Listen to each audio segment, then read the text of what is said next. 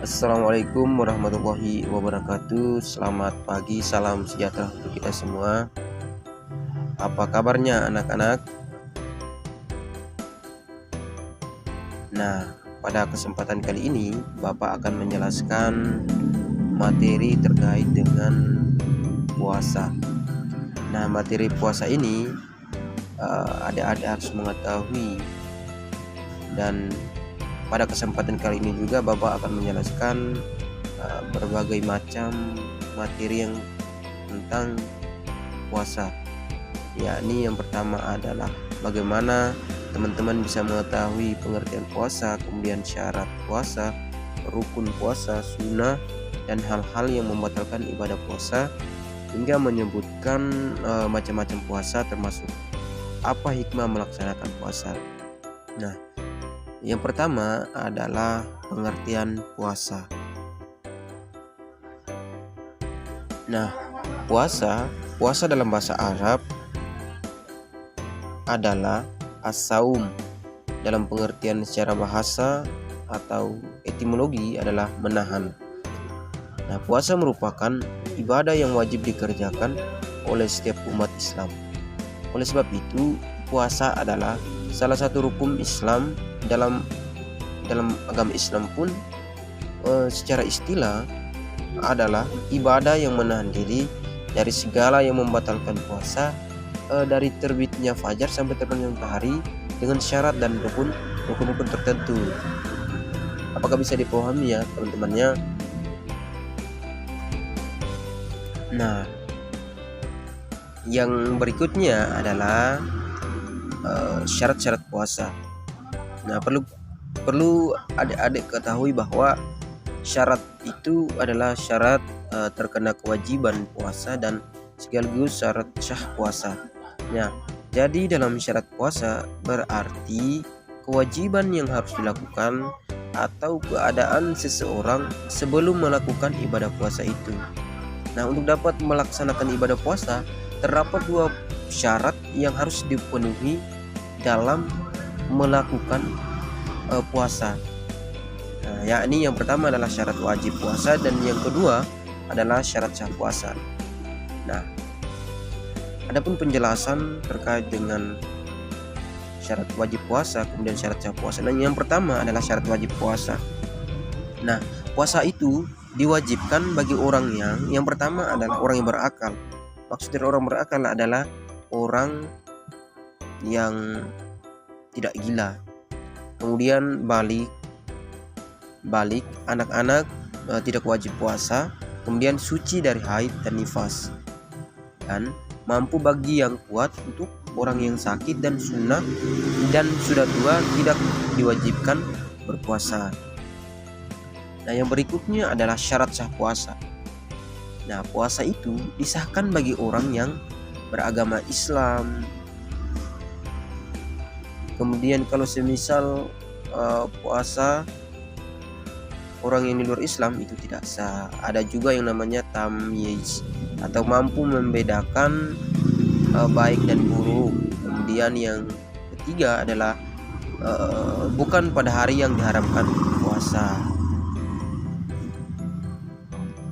Mungkin begitu.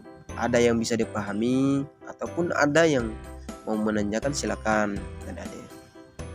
Nah, kalau semisal tidak ada yang mau bertanya, maka Bapak akan melanjutkan penjelasannya ya anak-anaknya. Nah, yang berikutnya adalah rukun-rukun dan sunnah puasa. Nah, yang pertama adalah rukun puasa. Adapun rukun-rukunnya adalah yang pertama adalah niat ataupun yakni menjaga puasa. Nah, anak-anak perlu ketahui bahwa jika puasa wajib maka niatnya harus dilakukan pada malam hari sebelum fajar. Sedangkan untuk puasa sunnah mengucapkan niatnya boleh dilakukan pada pagi hari sebelum zuhur dengan syarat belum terkena batalkan puasa. Kemudian rukun yang kedua adalah berakal. Itu maksudnya adalah orang gila tidak wajib berpuasa. Kemudian yang ketiga adalah meninggalkan segala sesuatu yang membatalkan puasa sejak terbitnya fajar sampai terbenamnya matahari. Nah, yang berikutnya adalah sunnah puasa. Nah, adapun sunnah-sunnahnya, yang pertama adalah anak-anak makan sahur. Yang kedua adalah mengakhirkan makan sahur beberapa menit sebelum subuh atau biasa disebut infak. Nah, kalau semisal pada saat infak, maka kita harus berhenti makan, ya anak-anaknya. Kemudian yang ketiga adalah menyegerakan berbuka jika telah masuk pada waktu maghrib. Nah, yang keempat adalah berbuka dengan kurma atau sesuatu yang manis sebelum makan makanan yang lain. Nah, yang berikutnya adalah membaca doa ketika berpuasa. Nah, yang berikutnya adalah memberi makan untuk berbuka kepada orang yang berpuasa dan banyak bersedekah dan bertadarus Al-Quran. Mungkin seperti itu anak-anaknya, bisa dipahami ya anak-anak. Nah, yang berikutnya adalah hal-hal yang membatalkan ibadah puasa. Nah, yang membatalkan puasa teman-teman harus ketahui. Nah, yang pertama adalah makan dan minum dengan disengaja dan segala yang masuk tenggorokan.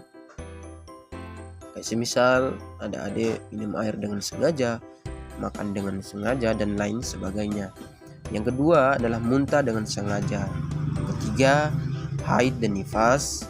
Nah, yang keempat adalah bersenggama di siang hari. Nah, yang kelima, gila, mabuk atau pingsan.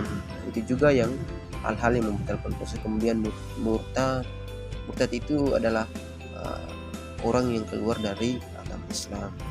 Nah, yang berikutnya adalah macam-macam puasa. Nah, macam-macam puasa di sini ada yang puasa wajib. Nah, puasa wajib ini dibagi atas dua, yakni puasa Ramadan, puasa Najar, kemudian puasa sunnah. Yang ketiga adalah puasa makruh, dan keempat adalah puasa haram. Nah, teman-teman harus ketahui yang pertama adalah puasa wajib.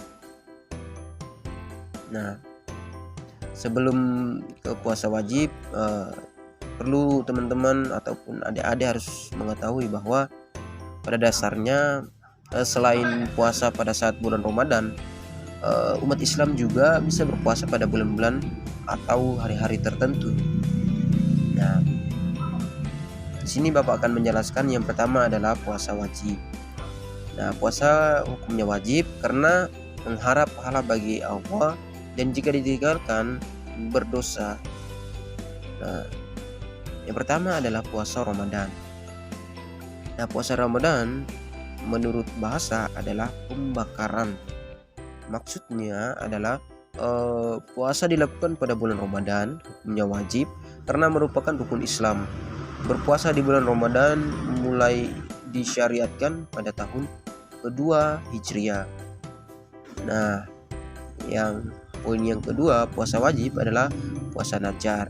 Dan Najar ialah janji akan melaksanakan kebaikan dengan niat mendekatkan diri kepada Allah, baik dengan syarat maupun tidak. Nah, contohnya ketika kita ingin melaksanakan puasa 3 hari jika lulus ujian, maka setelah lulus ujian maka puasa tersebut harus dilakukan.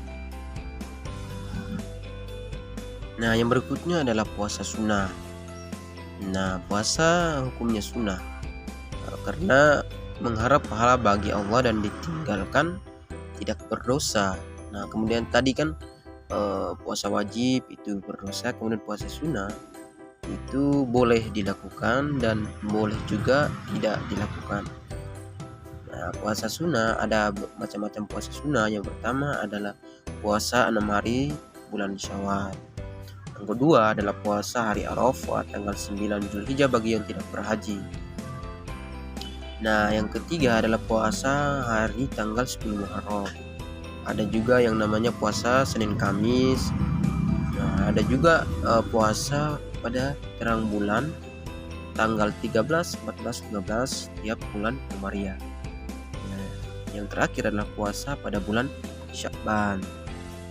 Nah, kemudian yang berikutnya adalah puasa makruh.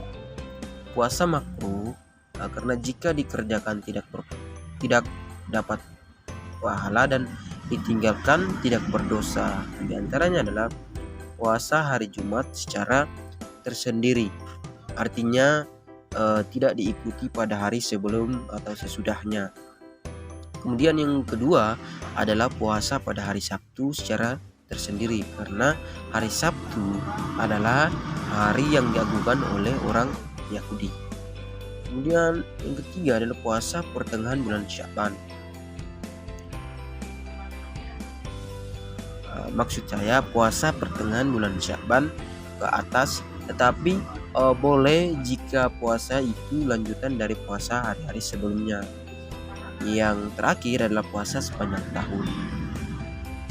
Nah, yang terakhir adalah puasa haram.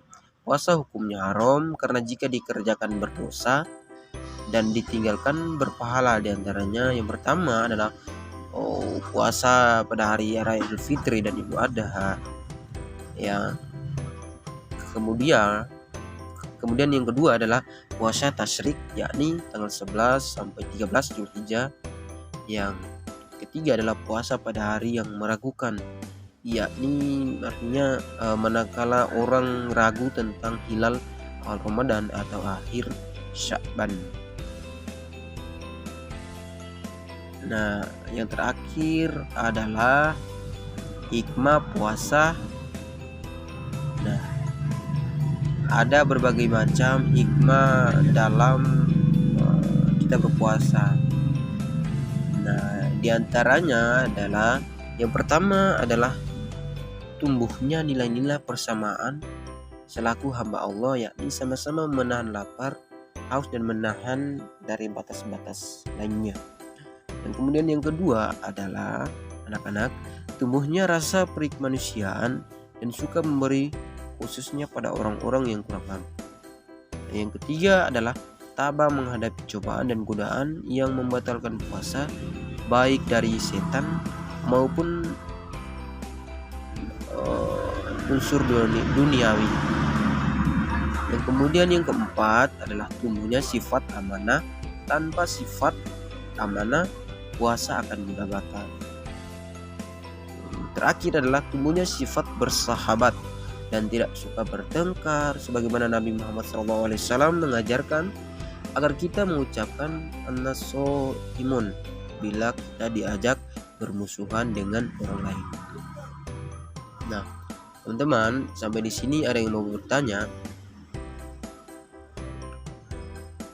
Kalau tidak ada yang mau bertanya, maka kita akhiri pembelajaran kita pada pagi hari ini ya anak-anak ya. Kurang dan lebihnya Bapak mohon maaf.